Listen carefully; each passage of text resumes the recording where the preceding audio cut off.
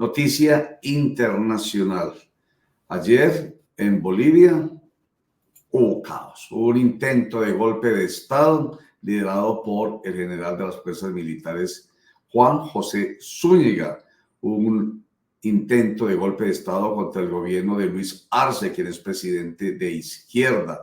Inmediatamente casi todos los países del continente repudiaron este intento de golpe de Estado. La Cancillería colombiana emitió un mensaje enérgico repudiando las acciones de algunas unidades del ejército del Estado Plurinacional de Bolivia que amenazan con la ruptura del orden constitucional en ese país y que atentan de manera directa contra la democracia y la estabilidad de la región. Hemos invitado hoy al catedrático Pedro Juan González para que hablemos un poquito sobre esta situación. Doctor Pedro Juan, bienvenido a Clickracia, el poder de la información a un clic. Apreciado Roger, muy buenos días, mil gracias por la invitación y mil saludos a todos los audientes de Clickracia. Sí, señor, gracias por estar con nosotros. Bueno, esto fue una noticia sorpresiva, eso de los golpes de Estado, cree uno que están en la historia, pero aquí se ha venido hablando mucho de golpe blando. Entonces, en los últimos días se nos ha despertado la imagen del golpe de Estado, pero bueno, se dio ayer. Cuéntenos, a ver, ayúdenos a analizar qué fue lo que pasó y qué puede seguir pasando en cuanto a la conservación del sistema democrático en Bolivia. Perfecto, Roger. De todas maneras, te pido el favor que me permitas un segundo, una pequeña ambientación para no caer en frío sobre el tema que nos está pasando, ¿cierto? Adelante. En enero de 1825, el general José Miguel Lanza, digamos que da la primera estocada para la independencia de Bolivia, que se consolida con la proclamación de su constitución, impulsada por Sucre y respaldada por la creación de Bolívar, el 6 de agosto de 1825. Recordemos que la primera constitución de Bolivia fue escrita puño y letra por Simón Bolívar, y algunos dicen que es una constitución tan bella que es para ángeles y que entonces eso genera debilidad de las instituciones, lo que permite, comillas, tener un recorrido histórico muy complejo para Bolivia en estos 199 años republicanos, con más o menos, porque históricamente no es preciso, 36 golpes de Estado. Roger, esto es una cantidad inaudita. Ahora, hay que entender que Bolivia es un conglomerado de naciones. El nombre de la República de Bolivia es República Plurinacional de Bolivia, con 36 pueblos indígenas originarios. Eso suena muy bello en términos de diversidad cultural, pero eso tiene que ser muy complicado de manejar. Con esta ambientación, que es muy elemental, pasemos a lo que sucede esta semana. No es solamente lo que pasó ayer. Ayer digamos que fue el estallido, pero es que el pasado martes, el presidente Arce dio de baja o destituyó al comandante general del ejército, el general Juan José Zúñiga, el día martes. ¿Y por qué lo hace? Porque viene una serie de críticas por parte del general Zúñiga a Evo Morales. Hay que recordar que tanto el presidente Luis Arce como Evo Morales pertenecen al mismo movimiento político que se llama Partido Más, Movimiento al Socialismo. Lo que pasa es que hay un desencuentro hoy y desde hace ya varios años de el presidente Yarse y Evo Morales. Hay que recordar que el presidente Yarse fue ministro de Economía en algunos de los tres periodos del expresidente Evo Morales, pero simplemente sus posturas con respecto a cómo aplicar, comillas, los ingredientes y remedios económicos para garantizar la consolidación del modelo socialista, pues fueron complejos. ¿Qué es lo que está pasando? Lo que está pasando es que aun cuando Bolivia venía de ser reconocida como una de las economías más estables, uno podría decir que estaba logrando la estabilidad al debe, al debe. Aunado esto a una situación compleja, y es que el pasado 29 de diciembre, el Tribunal Constitucional Plurinacional, que allá se llama TCP, el equivalente a la Corte Constitucional de Colombia, establece que el presidente y el vicepresidente no pueden ejercer mandatos por más de 2 veces de manera continua o discontinua. Y esto tiene muy bravo a Evo Morales porque él está aspirando a lanzarse de nuevo a la presidencia para el periodo 2025. Pero pilas, lo que dice Evo Morales, que es parte pues del conflicto interno, es que el presidente Arce tiene control sobre el poder judicial y están estableciendo normas que le impiden a él aspirar a la reelección. No sé si hasta ahí, apreciado Roger, tienes algún tipo de inquietud o seguimos en el trabajo. No, vamos muy bien, pero sí hay un par de inquietudes. La primera, la relacionada con por qué destituye Luis Arce, presidente, al general Juan José Zúñiga. Usted dice porque estuvo criticando a Evo Morales. Entonces, la primera pregunta tiene que ver con, en esa democracia plurinacional, la fuerza pública, llámese ejército, llámese policía, participa en política, se permite participar en política, o lo hizo precisamente rompiendo con la normatividad como aquí, de que las fuerzas militares no pueden participar en política. La primera pregunta es esa. Sí, pues en una democracia verdadera las fuerzas democráticas, las fuerzas militares no pueden participar en política.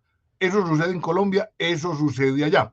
Ahora, lo que pasa es que la tensión entre Arce y Morales de cara a unas nuevas elecciones, donde posiblemente el movimiento hacia el socialismo pierda el poder, están en su punto más álgido. Entonces Evo Morales lo que le dice al señor Arce es: pilas, mijo, porque este señor nos está criticando enormemente. Esto lo aporrea usted porque usted fue mi ministro y no podemos dar tiro de que perdamos las elecciones. Esto no es de hace 8 días ni 15 días. El general Zúñiga llevaba medio año dándole palo y palo y palo y palo a Evo Morales, que es, recordemos y repetimos, parte del movimiento hacia el socialismo, que es el mismo partido político del presidente actual.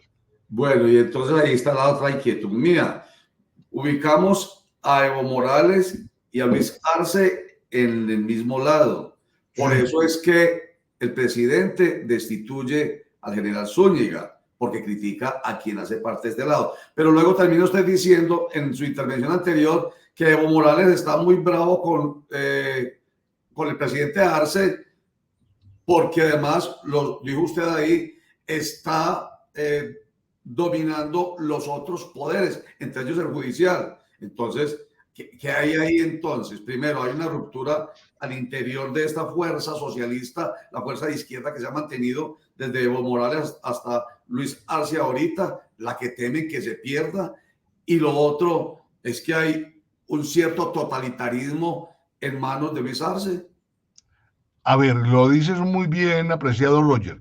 Hay una fisura al interior del movimiento que tiene que ver con el manejo de lo político al interior de Bolivia, el movimiento al socialismo. Ahora, esto tiene que ver también con las consecuencias que esto trae, no solamente en lo económico, no solamente en lo político, en el orden, comillas, totalitarista que tú le mencionas al presidente Arce por controlar los poderes, parece ser, sino que también hay una sintomatología económica que está desgastando la credibilidad de este proyecto político ante el gobierno, ante el pueblo. ¿Y qué es lo que está pasando? Los subsidios, y estos gobiernos de izquierda tradicionalmente se han caracterizado en todas partes del mundo por aportar y apoyar e impulsar los subsidios, se van agotando. Es que sostener subsidios de por vida es muy complicado. Hoy, por ejemplo, el principal subsidio que está tambaleando en Bolivia es el subsidio a la compra de combustible. Asimismo, llevan un acumulado de déficits fiscales anuales desde el año 2015, lo que los ha obligado a consumirse las reservas internacionales de unos 15, 16 mil millones de dólares. Hoy están más o menos en unos 3.000. Se ha tratado por parte del gobierno de controlar las exportaciones y de detener el contrabando, así como el crecimiento de ese mercado paralelo de dólares. Ahora, lo más complicado para el pobre presidente Arce es que él está teniendo que tocar aquellas medidas que él impulsó cuando era ministro de Economía de Evo Morales. Esto no deja de ser bien complicado. Lo que ha rebosado la copa, es la carencia de dólares. Y recordemos que el peso oficial de Bolivia se llama el boliviano, que más o menos vale, un dólar vale 6,90 bolivianos hoy. Estoy redondeando los centavos. Pero las transacciones importantes en Bolivia, si uno compra un carro, si uno compra unos seguros, si uno compra una vivienda, se hacen en dólares. Ahora bien, hoy, en las coyunturas internacionales en las que están todos los países, y sobre todo Bolivia, que es minero energético dependiente, gracias hoy a sus exportaciones de gas natural, estas han venido decreciendo en términos de extracción y de exportación, lo que ha limitado el flujo de ingresos y de recursos que llegan a el país. Todo este cuadro podría pensarse va a llevar a una devaluación inminente, que es lo que estos gobiernos socialistas en Bolivia han tratado de evitar. Doctor Pedro Juan, muy buenos días, me place de nuevo saludarlo. Apreciado Javier Pay. ¿Cómo le va? Cuando Roger lo presentó a usted en esta intervención tan interesante, lo planteó con un asunto que a mí también me llamó mucho la atención, y es el tema de los golpes de Estado. Eso en la década del 60 y el 70 era el pan de cada día, y Bolivia fue uno de los países, como usted bien lo dijo, que más golpes sufrió en esa temporada y a lo largo de toda su vida republicana. Sin embargo, hay un elemento adicional que quiero que usted lo analice: la gente en la calle. Independientemente si es una democracia perfecta, imperfecta, si está corrompida o está permeada por la corrupción, ¿qué quiere decir que la gente haya salido ayer a la calle como salió para respaldar un gobierno que ellos eligieron?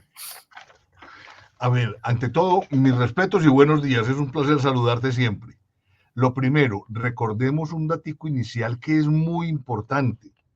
República Plurinacional de Bolivia, 36 pueblos indígenas originarios que se ven representados o se vieron representados de una manera muy especial con Evo Morales, y que ante la intentona de golpe de Estado, digamos que Evo Morales reaccionó antes que el propio presidente y convocó a la gente a la calle a apoyar la democracia, a apoyar al partido político de gobierno.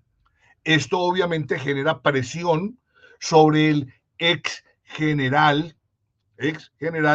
comandante de las fuerzas militares de Bolivia, que había perdido su cargo el día martes. Lo lleva a ser presionado y a que ese proceso de fuerza aborte.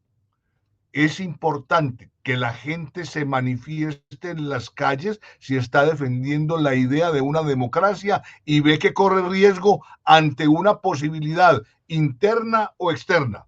Y esto lo saben manejar muy bien en Bolivia. Recordemos que una de las características importantes de los pueblos aborígenes es su capacidad de organización y de movilización, como lo vemos en muchas partes del continente, incluyendo Colombia.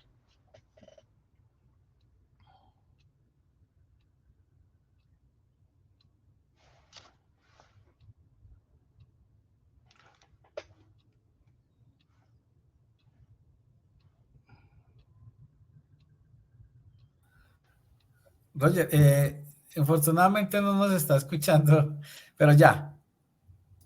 A ti te estoy escuchando, a Roger no. Sí, Ya, señor, ya, ya, ya, ya, ya, ya. ya, Ah, ya. bueno, perfecto, listo, gracias. Es que me separé del audio mientras hablaba usted con Javier y se me olvidó. Listo. Le decía, doctor Pedro Juan, que pues al principio comentábamos que el gobierno colombiano se pronunció, fue tal vez el primer gobierno que se pronunció en contra de ese intento de golpe de Estado, repudiando enérgicamente estas acciones del ejército, del Estado plurinacional, como usted ha venido insistiendo, Estado plurinacional de Bolivia, porque amenazan la ruptura del orden constitucional en ese país y atentan de manera directa contra la democracia y la estabilidad de la región. Y después viene el presidente Gustavo Petro a decir que es necesario proponer un tribunal de juzgamiento de las personas que atentan contra los gobiernos que son elegidos popularmente. Él dice, el camino de América es el de la libertad. Somos tierra de libertad. Aquí no germinan las tiranías ni las dictaduras. Me refiero a Gustavo Petro. Creo que la OEA debe crear en la Corte Interamericana de Derechos Humanos una sala de juzgamiento, insisto en ello, de personas que realicen golpes contra el voto popular. Frente a esta propuesta del presidente Gustavo Petro, que uno inmediatamente piensa en su misma posición, porque él ha venido defendiendo, incluso desde que fue alcalde de Bogotá, esa postura de que quien es elegido popularmente no puede ser, por un lado, digamos, sacado de su puesto de manera administrativa, de su cargo, ¿cierto? Y ahora mucho menos mediante un golpe militar. ¿Qué piensa usted?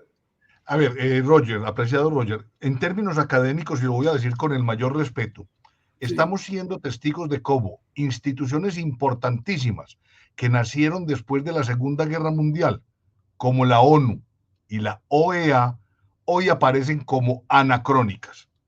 Ambas se fundaron con muy buenas intenciones para garantizar que no hubiera más guerras complicadas, la ONU, y la OEA para garantizar que hubiese armonía y se defendiera la democracia en los países de América. Esto pues no está funcionando de la manera como se quiere. Por eso instancias un poco más recientes, como por ejemplo la Corte Internacional de Derechos Humanos, la Corte Penal de Justicia, están adquiriendo nueva dimensión. Lo que es importante es garantizar dentro de un orden democrático, no solamente dentro de un país, sino dentro de un grupo de países, que haya respeto por la voluntad popular reflejada en teoría en unas elecciones libres y serias que han elegido sus mandatarios y que ellos están entonces representando esa bendita voluntad popular. En ese orden de ideas, el derecho de que tengamos un organismo que juzgue a aquellos que pretenden interrumpir ese tipo de situaciones, que para algunos países son de carácter excepcional, por ejemplo Colombia, pero es que en el caso de Bolivia, y también lo digo respetuosamente, si en 199 años han tenido 36 golpes de Estado, es que digamos que allá la cosa del autoritarismo de los gobiernos militares hace parte de su realidad política. Sobre ese tema precisamente le quería preguntar, doctor Pedro Juan, mire, si uno escucha el discurso o la locución que hizo el nuevo comandante del ejército boliviano, lo primero que hizo fue exaltar el trabajo de su antecesor, hoy golpista y detenido, y llamarlo a que respetara el orden constitucional. La pregunta es, ¿con qué poder político, con qué músculo queda el presidente Arce si de alguna manera está muy resquebrajado su poder? ¿Qué tendrá que hacer para poder mantenerse allí y evitar a futuro una situación similar? Lo preguntas muy bien y muy oportunamente, Javier. Él tiene una gran fragilidad en términos de maniobrabilidad política, pues primero, porque al interior de su partido está fraccionado con Evo. Segundo, que hoy tiene que manejar con guantes de seda a las fuerzas militares. Y tercero, que tiene que hacer un golpe frontal contra la crisis económica que está creciendo, porque si no se le va a alborotar el pueblo. Entonces el atacar o manejar 3 frentes al tiempo sí le va a quedar muy difícil. Ahora, él tendrá como colofón que vendrá un proceso de campaña electoral para las elecciones que son a principios del año entrante. Pedro Juan González, catedrático. Oiga, usted todavía sigue siendo rector de la Unilasallista. Apreciado Roger, el pasado septiembre terminé mi periodo rectoral con una gratitud enorme con los hermanos de las escuelas cristianas, pero a partir de ese momento ya estoy dedicado al ocio constructivo, digámoslo así. Sí, señor, ocio constructivo y productivo, porque se ha dedicado mucho al tema internacional y a la geopolítica.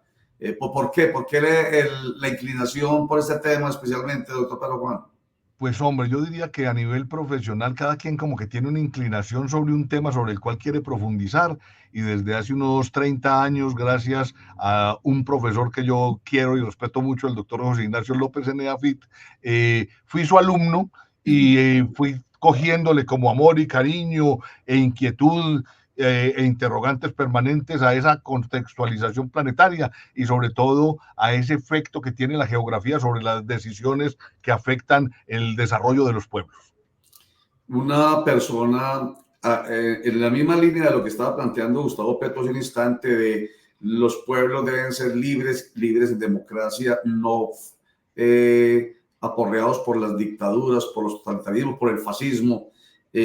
Uno ve contrapunteos muy fuertes aquí en América Latina, bueno, y en Hispanoamérica, porque hemos visto el contrapunteo, allá quiero llegar, entre Javier Milei, por ejemplo, extremadamente derecho, ¿cierto? Y el presidente de España, por ejemplo, no podemos soslayar ese contrapunteo con el presidente Petro o con Maduro, en fin, esos contrapunteos realmente, ¿qué le permiten? En este caso voy a preguntar por Argentina, ¿qué le permiten al gobierno, no tanto al gobierno, sino a la economía argentina y al desarrollo económico de Argentina con un presidente tan vertical, tan fundamentalista como este, que no importa que dependa de, por ejemplo, España, que dependa de, por ejemplo, la China, para hacer los planteamientos tan radicales y pues tan salidos de todo lo que no son nada diplomáticos?